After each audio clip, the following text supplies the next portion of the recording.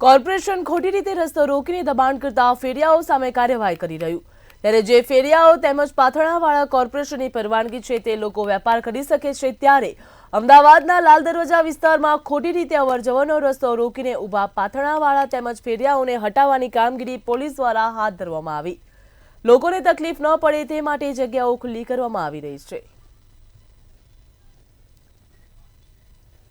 હવે ગણતરીનો સમય બાકી રહ્યો છે, ત્યારે વાત કરવા જઈએ તો અમદાવાદના લાલ દરવાજા વિસ્તારની તો અમદાવાદના લાલ દરવાજા વિસ્તારમાં ઊભા છે, અને ખાસ કરીને વાત કરવા જઈએ તો અહીંયા દિવાળીની ખરીદીને લઈને ઘણા બધા લોકો ખરીદી કરવા આવતા હોય છે। ત્યારે હાલ આપ જોઈ શકો છો કે જે કોર્પોરેશન છે તે પણ જે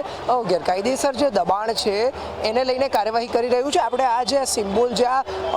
પીળા કલરની જે સિમ્બોલ જોઈ રહ્યા છો, આ જે બ્લોક છે એના માટે છે કે આનાથી જે પાછળની સાઈડ જે બધા પાથરણાવાળા છે કે જેમને કોર્પોરેશનની અંદર રજીસ્ટ્રેશન કરાવ્યું છે તે દરેક પાથરણાવાળાને બેસવા દેવામાં આવે છે, પણ જે લોકો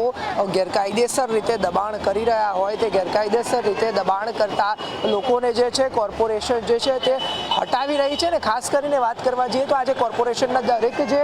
વ્યક્તિઓ છે તે પણ અહીંયા ઊભા છે, પોલીસ પણ હાજર છે। ને ખાસ કરીને વાત કરવા જઈએ તો તહેવારનો સમય છે અને એની અંદર જે લોકો કાયદેસર રીતે જે લોકોએ મ્યુનિસિપાલિટીની અંદર પોતાનું રજીસ્ટ્રેશન કરાવ્યું હોય એ જે પાથરણાવાળા છે તેમને બેસવા દેવામાં આવે છે, અને જે લોકો ગેરકાયદેસર રીતે દબાણ કરે છે એમને હટાવવામાં આવે છે। કેમેરામેન પૂજન બ્રહ્મભટ્ટ સાથે રિપોર્ટર પાર્થ વ્યાસ, મંતવ્ય ન્યૂઝ, અમદાવાદ।